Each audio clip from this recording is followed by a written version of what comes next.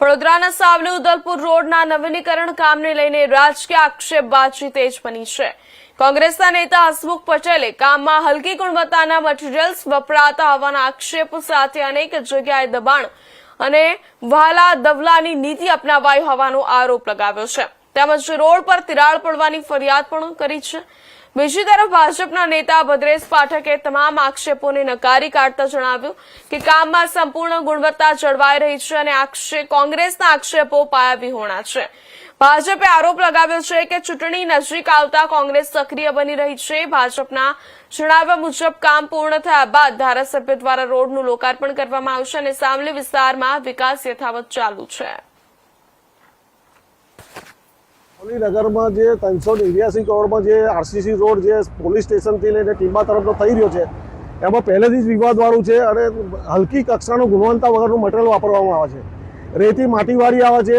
આજે કપચીનું જે ગ્રેવિંગ કરવાનું હોય એની જગ્યાએ ચોરિયાળ નાખીને એનું કામ કરવામાં આવે છે। એની ગુણવત્તાને લઈને હાલની તારીખમાં તમે જોઈ શકો છો કે રોડ પર તિરાડો પડેલી છે અને આ રોડ ક્યાંથી હજુ તો એક તરફ ચાલુ છે અને એક તરફ તૂટવા માંડ્યો છે। તો આ રોડનું ભવિષ્ય શું? બીજું કે આ રોડ પરના જે દબાણો છે એ દબાણો પણ વાલી દાવાની નીતિમાં કાઢવામાં આવેલા છે।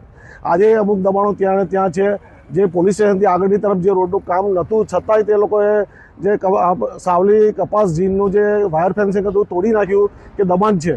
તો મારું એવું કહેવું છે આ રોડ પર જે આવતા દબાણો દૂર કેમ નથી કરતા અને જે ગુણવત્તાનું ધ્યાન લેવું જોઈએ ધ્યાન લેતા નથી।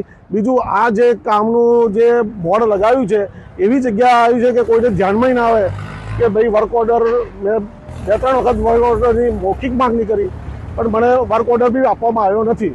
તમે જોયું હશે કે આવા રોડ હજુ કોંગ્રેસના શાસનમાં એમને જોયા નહોતા। આજે સાવલી નગરની અંદર ધારાસભ્ય શ્રી કેતનભાઈ ઇનામદાર દ્વારા જ્યાં ડબલ રોડ મંજૂર કરવામાં આવ્યો છે તેની તમે ક્વોન્ટિટી જુઓ। આજે 5-6 ફૂટ ખોદાણ કરવામાં આવે છે એટલું પુરાણ કરવામાં આવે છે અને એ મટીરિયલ એવું સારું મટીરિયલ પણ વાપરી રહ્યા છે।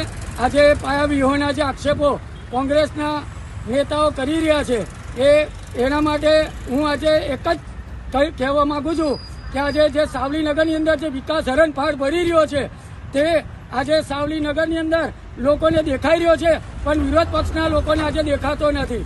એ લોકોને એવું છે કે આજે સાવલી નગરની અંદર આજે ચૂંટણીઓ નજીક આવી રહી છે એટલે કોંગ્રેસના નેતાઓ આજે જે ઘરની અંદરથી બહાર મકોડા નીકળતા હોય એવી રીતે આજે નેતાઓ ફૂટી નીકળ્યા છે અને સાવલી નગરની અંદર આજે જે હરણફાળ વિકાસ ભરી રહ્યો છે આજે ધારાસભ્ય શ્રી કેતન ઇનામદાર દ્વારા જે આ કામની ગુણવત્તા જળવાય એવું પણ એમને કહ્યું હતું અને એ પ્રમાણે આજે જળવાઈ પણ રહ્યું છે અને અમને એટલો વિશ્વાસ છે કે આ રોડ પર ટીકડી જેવો રોડ બનશે અને આ રોડ ઉપર ધારાસભ્ય શ્રીના હાથે જ રિબીન કપાવાની છે એ હોય હું તમને કહું ને આ રિબીન કપાયા પછી તે વખતે પણ તમે જોજો આજે ખોટી પાયાવિહોણી વાતો કરી રહ્યા છે કે તિરાડો પડે છે।